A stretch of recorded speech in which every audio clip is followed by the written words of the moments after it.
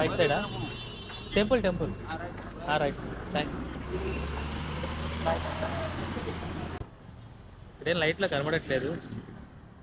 But మనం temple దగ్గర దిగాల్సింది కొంచెం ముందర దిగాము. సో అందుకని మళ్ళీ వెనక్కి వెళ్ళేసి అక్కడి నుంచి అయితే రైట్ తీసుకొని టెంపుల్కి అయితే వెళ్ళిపోవాలి. కొన్నిసార్లు ఇలా జరుగుతుంటుంది, బట్ పట్టించుకోకూడదు. Okay, that's okay. ఇప్పటికి నేను 2 కిలోమీటర్స్ నడిచాను. సో రూట్ తెలియక మనం దారి తప్పేసి ఫైనల్గా టెంపుల్ దగ్గరికి అయితే వచ్చాము. సో టౌన్లోంచి బైపాస్కి వెళ్ళాను, కానీ అది తర్వాత ఇక్కడే అర్థమైంది. చూస్తున్నారు కదా, కనబడుతుంది సరిగా. సో గాయస్, ఫైనల్గా సుచంద్రం టెంపుల్కి అయితే వచ్చేసాము. ఈ టెంపుల్ ఏంటంటే లోపలికి మనం షర్ట్ లేకుండా అయితే వెళ్ళాలి, ఇది వాళ్ళ ఆచారం. సో నేనైతే ఏం చేశానంటే సైడ్ షర్ట్ అయితే వేసుకున్నాను, అంటే ఒక సైడ్ షర్ట్ వేసుకొని లోపలికి అయితే వెళ్ళానన్నమాట. గాయస్, ఇక్కడ ఏంటంటే లోపలికి అయితే మనం వీడియోలు చేసేదానికి అనుమతి లేదు.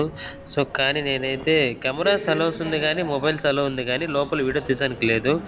నేనైతే తెలియకుండా నేను షర్ట్ అయితే ఒక సైడ్ వేసుకున్నాను కదా, ఒక హ్యాండ్కి అయితే వేసుకున్నాను. ఆ హ్యాండ్ లోపల నుంచి అయితే వీడియో తీసి మీకైతే చూపిస్తున్నాను.